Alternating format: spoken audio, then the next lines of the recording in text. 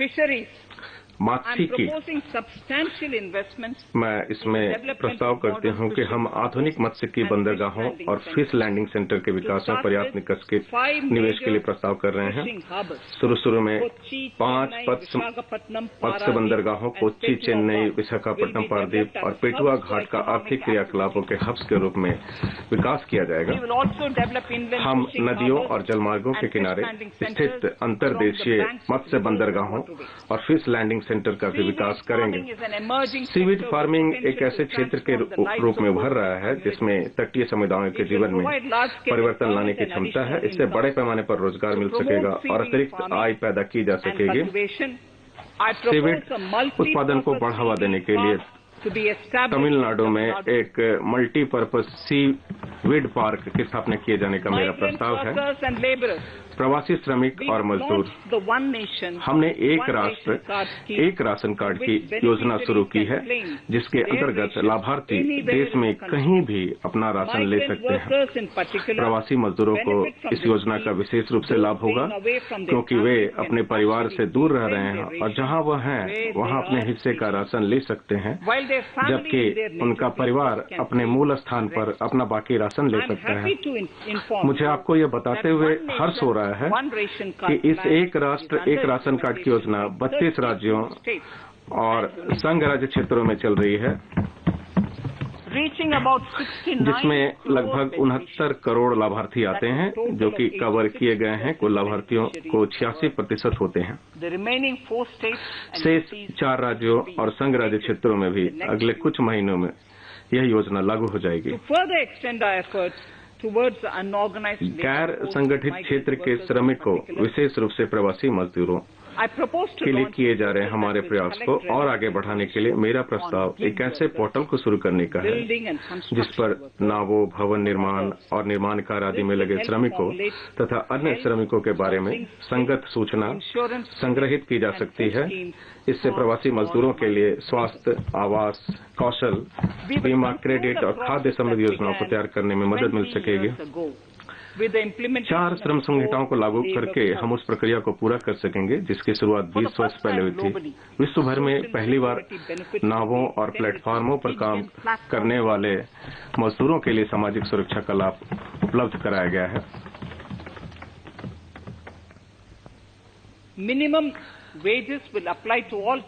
सभी श्रेणी के मजदूरों के लिए न्यूनतम मजदूरी की व्यवस्था लागू होगी और उनको कर्मचारी राज्य बीमा निगम के अंतर्गत लाया जाएगा।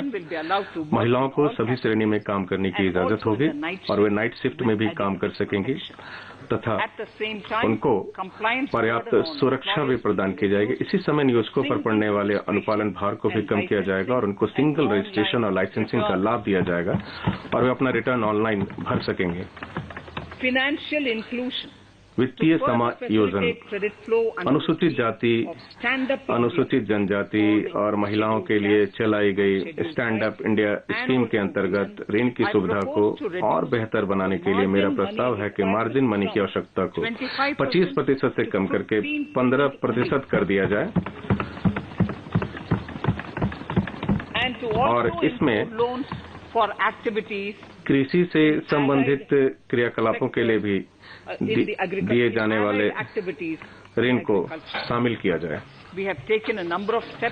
हमने एमएसएमई क्षेत्र को सहारा देने के लिए कई कदम उठाए हैं। इस बजट में भी हमने इस क्षेत्र के लिए 15,700 करोड़ रुपए की व्यवस्था की है, जो कि इस वर्ष के बजट अनुमान का भी 2 गुना है।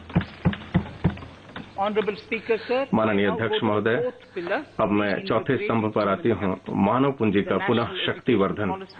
हाल ही में घोषित राष्ट्रीय शिक्षा नीति एनईपी का अच्छा स्वागत हुआ है।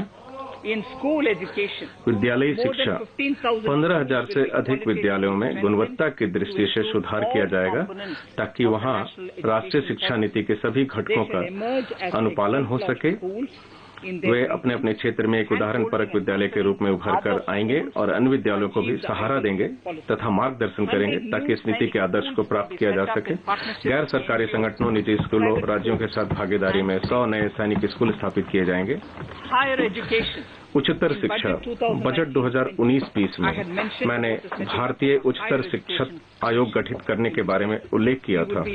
हम उसे क्रियान्वित करने के लिए इस वर्ष विधान पेश करेंगे। यह एक छत्रक निकाय होगा जिसमें निर्धारण, प्रत्यायन, विनियमन और फंडिंग के लिए 4 अलग-अलग घटक होंगे। हमारे अधिकतर शहरों में विभिन्न प्रकार के अनुसंधान संस्थान, विश्वविद्यालय और कॉलेज होते हैं जिनको भारत सरकार से सहायता प्राप्त होती है।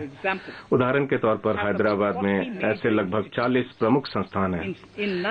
ऐसे 9 शहरों में हम औपचारिक रूप से छत्रक संरचनाओं की स्थापना करेंगे जिससे इन संस्थानों के बीच बेहतर समन्वय हो सके और साथ ही साथ इनकी आंतरिक स्वायत्तता भी बरकरार रखी जा सके। इस उद्देश्य के लिए एक ग्लू ग्रांट अलग से रखा जाएगा। लद्दाख में उच्चतर शिक्षा की व्यवस्था करने के लिए लेह में एक केंद्रीय विश्वविद्यालय की स्थापना करने का हमारा प्रस्ताव है।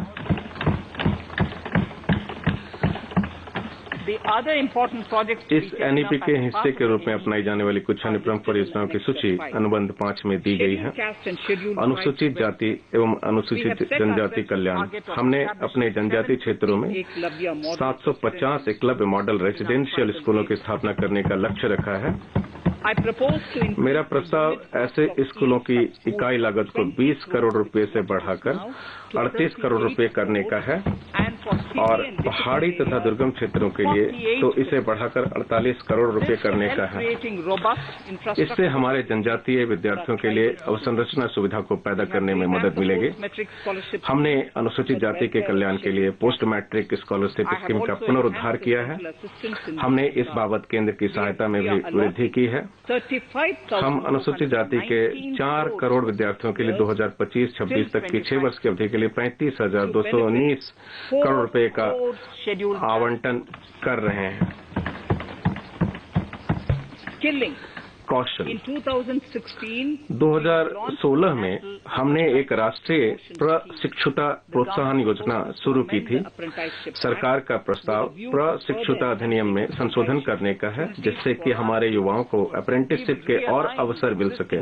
हम शिक्षा उपरांत अप्रेंटिसशिप, इंजीनियरिंग में स्नातक और डिप्लोमा होल्डर्स के लिए नेशनल अप्रेंटिसशिप ट्रेनिंग स्कीम की वर्तमान योजना को फिर से ठीक करना चाहते हैं।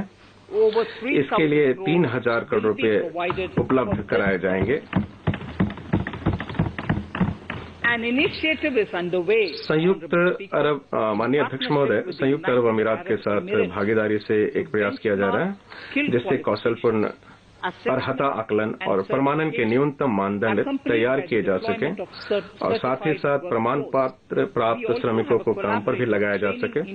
भारत और जापान के बीच हमारा एक सहयोगी ट्रेनिंग कार्यक्रम भी चल रहा है जिससे जापान की औद्योगिक और व्यावसायिक कुशलता, तकनीक और ज्ञान का लाभ हमें मिल सके। हम अन्य देशों के साथ भी इस तरह के प्रयास करने वाले हैं।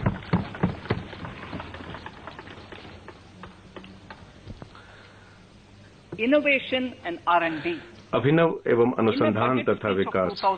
अपने जुलाई 2019 के बजट अभिभाषण में हमने एक नेशनल रिसर्च फाउंडेशन की घोषणा की थी। अब हमने इन 5 वर्षों में 50,000 करोड़ रुपए के परिव्यय से इस एनआरएफ की कार्यप्रणाली तैयार कर ली है।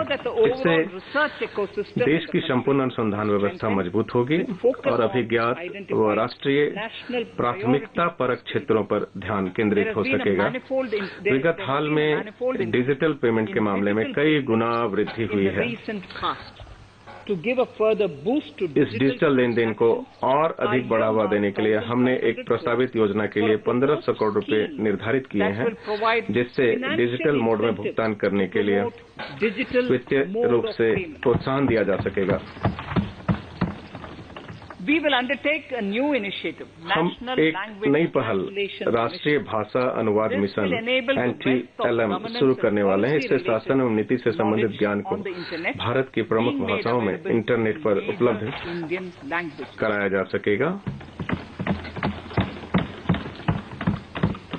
न्यू स्पेस इंडिया लिमिटेड जो कि अंतरिक्ष विभाग का एक सार्वजनिक क्षेत्रीय प्रतिष्ठान है, PSLV CS-51 को लॉन्च करेगा जो अपने साथ ब्राजील का एमोजेनिया उपग्रह भी ले जाएगा और उसके साथ ही भारत के कुछ छोटे मोटे उपग्रह भी होंगे। गगनयान मिशन के क्रियाकलाप के अलावा भारत के 4 अंतरिक्ष यात्रियों को रूस में जेनेरिक स्पेस फ्लाइट पहलुओं के बारे में प्रशिक्षण दिया जा रहा है। मानव रहित पहला लॉन्च दिसंबर 2021 में होने वाला है।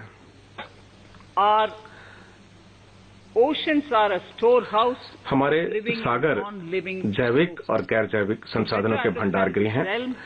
इस व्यवस्था को बेहतर ढंग से समझने के लिए हम एक गहरा सागर मिशन शुरू करने वाले हैं, जिसके लिए अगले 5 वर्षों के लिए 4,000 करोड़ रुपए के बजट परिव्यय की व्यवस्था की गई है।